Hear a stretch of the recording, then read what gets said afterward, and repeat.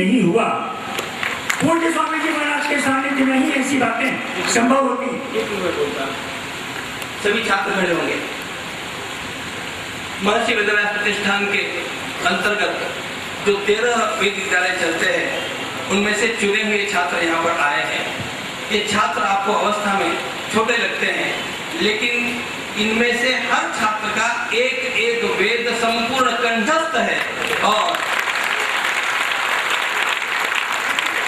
मैं आप सब लोगों के लिए और हरिद्वार के सारे विद्वानों के लिए कहूंगा कि कभी तो भी आकर के इन लोगों की परीक्षा भी यहाँ पर वो कर सकते हैं और देख सकते हैं कि हमारे छात्र संपूर्ण वेद को अपने कंठ में रखते हैं कि नहीं। हम लोग पुस्तक में रहने वाली विद्या का आदर नहीं करते हैं उतना जितना मस्तक में रहने वाली विद्या का आदर करते हैं। ये छात्र अवस्था में छोटे हैं, लेकिन संपूर्ण वेद को कंठस्थ करने का अत्यंत विलक्षण तप इन्होंने किया है। इन सबका मैं अभिनंदन और स्वागत करता हूँ। इनकी ओर देखने का आपका दृष्टिकोण ये होना चाहिए। उत्पत्ति विप्रस्य मूर्ति धर्म से शाश्वती। एक ब्राह्मण जब जन्म लेता है और वेद का अध्ययन करता है तो धर्म के लिए वह एक आधार स्तंभ बनता है। ये हमारे भावी आधार स्तंभ है, इसका परिचय आप लोगों को होना चाहिए। और जिन अध्यापकों ने इनको पढ़ा करके तैयार किया वे अध्यापक भी यहाँ पर पधारे हैं। ये सारा यज्ञ इन लोगों के द्वारा संचालित होगा। संसार में इस प्रकार का प्रयोग आज तक निकेतन के दर्शन किए, कितनी सुंदर वहाँ प्रतिकृतियाँ हैं, वहाँ भगवान के दर्शन हैं, कितने अच्छे फव्वारे हैं।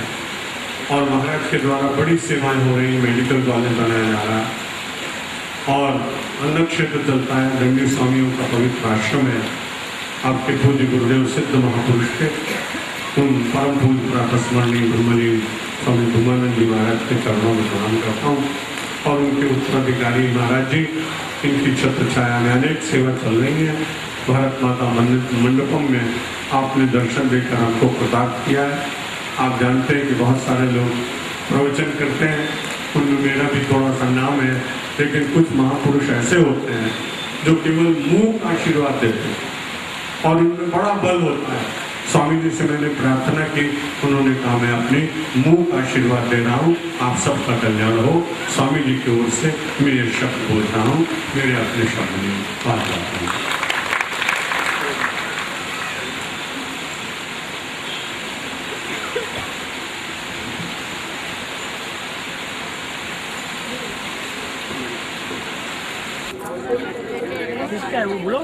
हाँ, कहाँ पहुँचे आप?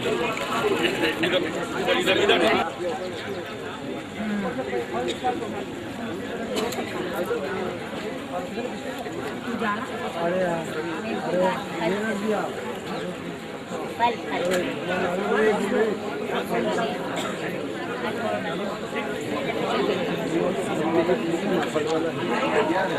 फल वाला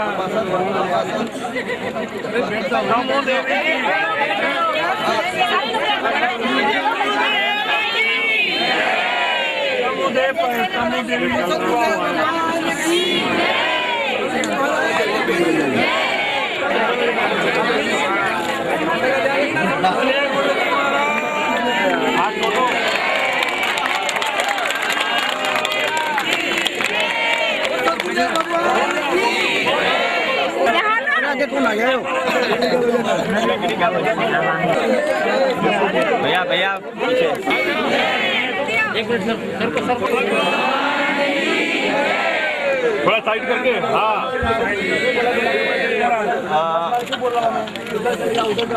चलो भाई चलो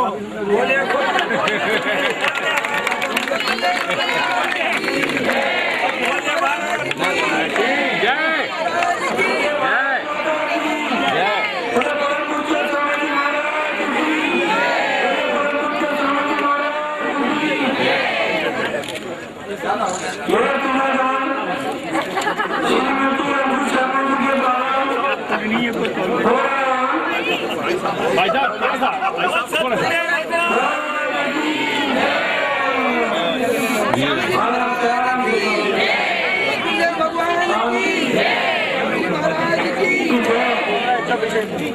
अब सामने से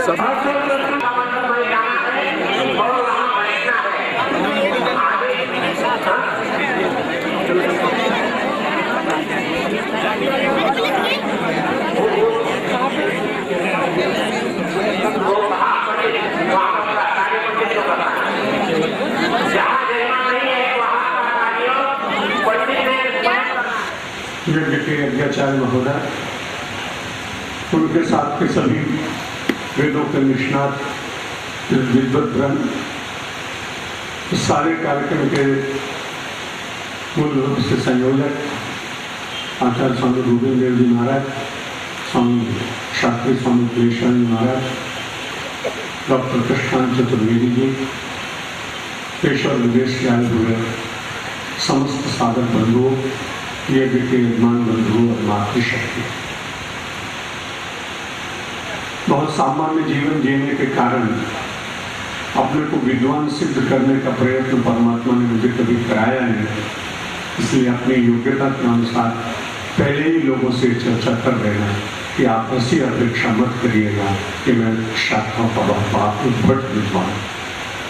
मैं प्रारंभ से ही साधक रहा हूँ, प्रवचन करने के लिए कभी साधना की नहीं थी, और यथा नित्योस में तथा करो नहीं, जैसा परमात्मा नियुक्त करे वैसा ही संसार में लोगों को करना पड़ता है। और उन्होंने बड़ी कृपा की, वाणी का कुछ साधारण सा बल दिया, लोगों का विश्वास और प्रेम दिया, आपकी आत्मीयता दी, 50 देशों में भ्रमण कराया। ये सब मैं मानता हूँ कि मेरे आराध्य भगवान श्री राम जो स्वयं वेद स्वरूप हैं, उनकी ही कृपा का फल हो है निश्चित रूप से। या भगवान ने प्रेरणा की और ये गंगा तट पर होगा। स्वाभाविक रूप से जब यज्ञ होते हैं तब कहीं न कहीं विधि विधान में थोड़ा बहुत परिवर्तन भी देश काल के अनुसार करना पड़ता है। कुछ जाने और अनजाने में भूलें हो जाती हैं, लेकिन आप बड़े निश्चिंत रहिए, आपकी किसी भी भूल से उसका प्रायश्चित आपको नहीं करना पड़ेगा। क्यों? क्योंकि आप जहां बैठ कर यज्ञ कर रहे हैं, गंगा गंगे तीयो भ्रूयात् योजनानां मुच्यतैरपि मुच्यते सर्व पापेभ्यो विष्णु लोकम स गच्छति। इसलिए यहाँ तो दूर से गंगा जी को पुकारना नहीं है, योजनानां मुच्यतैरपि नहीं, यहाँ तो आप नित्य गंगा जी का दर्शन करते हैं। इसलिए बड़े विधि विधान से आचार्य आपको यज्ञ कराएंगे, आप बड़े ध्यान से आहुतियाँ देंगे, श्रवण करेंगे। स्वाभाविक रूप से कभी कभी मन इधर उधर चला जाए और आप स्वाहा के साथ स्वाहा न बोल पाए, मन की वृत्तियों के साथ आहा आहा करने लगे, तो भी बहुत चिंता मत करिएगा, क्योंकि मुझसे सर्व पापे गंगा जी के प्रताप से किसी प्रकार की कोई क्षति भी हो जाएगी। अनजाने माँ तो माँ है ना, कुपुत्र हो जाए तो कुछ गति को माता न करे। गंगा मैया की कृपा से यज्ञ सफल होगा। हम सब लोग जितने यजमान हैं, श्रोता हैं, दर्शक हैं, और मेरा तो विश्वास है किसी यज्ञ के बाद ब्रह्मांड में यत्र तत्र विचरण करने वाले देवता प्रसन्न होंगे, और प्रसन्न होने के बाद इस देश में कुछ एक नया परिवर्तन शांति का आएगा, और इससे अशांति और आतंकवाद को समाप्त करने ऐसा लगा कि मुख की रखवाली करने के लिए जब भगवान श्री राम गए तो यज्ञ के द्वारा परिवर्तन हुआ। उसी यज्ञ की यात्रा में सारे संसार को जगत जननी जानकी के दर्शन हुए। बड़ा कठिन था धनुष को तोड़ना। इस देश की समस्याएं भी वैसी ही दिखाई पड़ रही हैं जैसे राजा जनक से कि यहाँ वो धनुष रखा हुआ। उस समस्याओं का धनुष चतुर्वेद महायज्ञ के प्रतिफल स्वरूप टूटेगा और समस्याएं निश्चित रूप से समाधान प्राप्त करेंगी। आप सबको मैं बहुत बहुत धन्यवाद देता हूँ। बहुत दूर दूर से आए, कई बार मन की इच्छाओं के अनुरूप स्थान नहीं भी मिल पाते, कई बार कठिनाइयाँ होती हैं, कई बार शास्त्रीय बंधन होते हैं। यहाँ उन सब बातों का विस्मरण करते हुए, क्योंकि ये तपस्वियों की भूमि, मन में जरा भी दुख लाना नहीं। क्यों? जब कुछ आपके प्रतिकूल हो तो समझना कि भगवान ने बड़ी कृपा की, अपने को 7 दिन तपस्या करने का अवसर दिलाया। जब आप उसको तपस्या मान लेंगे तो मन प्रसन्न हो जाएगा। यदि आप उसको कष्ट मानेंगे तो आपको रुदन और अवसाद आएगा। आप अवसाद के लिए नहीं, आप प्रसाद के लिए आए, आप प्रसन्नता के लिए आए, जीवन में नई शक्ति और ऊर्जा लेने के लिए आए।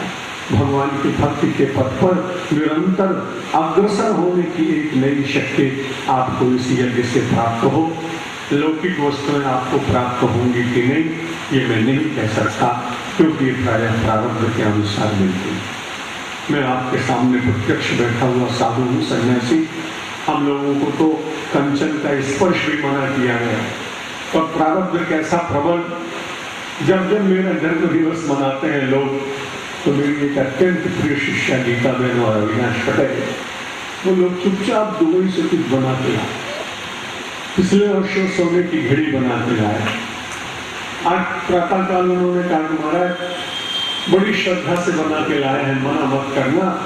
और ये आपने देखा मैं कभी कंठा पहनता नहीं हूँ, लेकिन ये प्रारब्ध के अनुसार 1.5 लाख का कंठा सवेरे सोने का और नवरत्नों से मंडित ये मिल गया, तो ये आपको भी मिलेगा प्रारब्ध के अनुसार। मैंने इसके लिए कोई प्रयत्न नहीं किया। आप यज्ञ करेंगे और प्रारब्ध कहीं सो रहा होगा तो तुरंत उद्भूत होगा और आपको लौकिक लाभ भी मिलेगा, लेकिन उसके लिए नहीं करना। परमात्मा से यज्ञ की पूर्णाहुति में करना। महाराज हे मेरे नाथ आराध्य, मेरा शेष जीवन सदाचारी हो, मेरा शेष जीवन भगवान की भक्ति में जाए, मेरा शेष जीवन मानवता की सेवा में जाए, मेरा शेष जीवन वेदों के प्रचार में जाए, मेरा शेष जीवन भारत माता के लिए बलिदान की आवश्यकता पड़े तो उसे पुष्प की भांति समर्पित करा लेना। हे मेरे नाथ, मेरे जीवन को सफल बनाना। जो बीत गए वो बीत गए, जो शेष रहे हैं उनको संवारने के लिए ये यज्ञ का अवसर है। मैंने तो मना किया था अपने आचार्य स्वामी से कि भाई मुझे तो वेदों के ऊपर बहुत आना आता नहीं है और मैं क्या कहूँगा, लेकिन मैं ऐसा मानता हूँ कि परमात्मा के स्मरण और यज्ञ और वेद मंत्रों के श्रवण मात्र से भी कल्याण है। कई पढ़े लिखे लोग कहते समझ में तो कुछ आता नहीं, लेकिन अब मैं अपोलो हॉस्पिटल में 10-12 दिन ICU में रह के लौटा। इतनी दवाइयाँ मुझे दी गई, मैंने कभी डॉक्टर से पूछा नहीं कि इसमें क्या है, कुछ समझ में नहीं आता। वो तो इंजेक्शन दिया और तुरंत मैं आंखें बंद करके स्वीकार करता रहा। वैसे ही आंखें बंद करके वेद मंत्र श्रवण करते रहो। ये लौकिक औषधियों से शरीर शुद्ध होता है, तो वेद की गिचाओं से मन बुद्धि प्राण शुद्ध होते हैं। उनको समझने की बड़ी आवश्यकता नहीं, बुद्धि लगाने की बड़ी आवश्यकता नहीं है, श्रद्धा और विश्वास की आवश्यकता है। निश्चित रूप से वो आपके भीतर बहुत बड़ा प्रस्फुटन, बहुत बड़ी शांति, बहुत बड़ी संवेदना, बहुत बड़े आनंद के स्रोत, ये सब उद्भूत करने में समर्थ हैं। ऐसे वेद भगवान के चरणों में प्रणाम, वेदज्ञों को प्रणाम, संतों को प्रणाम, आप सबके भीतर विराजमान मेरे नारायण को प्रणाम, शब्दों को विराम। आचार्य जी की आज्ञा में रहना चाहिए। यदि उसके पश्चात आपको कोई बात नहीं जचती है तो आप सीधे आकर के मुझसे मिल सकते हैं, लेकिन जब वहाँ पर यज्ञ के मंडप में कोई आज्ञा आपको दी जाएगी तो जैसे वहाँ के आचार्य आपसे कहते हैं वैसा ही उसका पालन होना आवश्यक है, क्योंकि यज्ञ केवल भावनात्मक बात नहीं है, यज्ञ के साथ अनुशासन भी जुड़ा हुआ है और इसलिए अनुशासन का पालन इसमें अत्यंत आवश्यक है।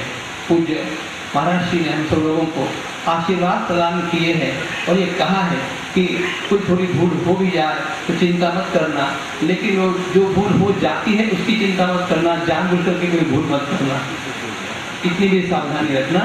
हम सब लोग अत्यंत कृतज्ञ हैं और पूज्य महाराज जी के आशीर्वाद लेकर के इस यज्ञ के कार्य का अब शुभारंभ कर रहे हैं।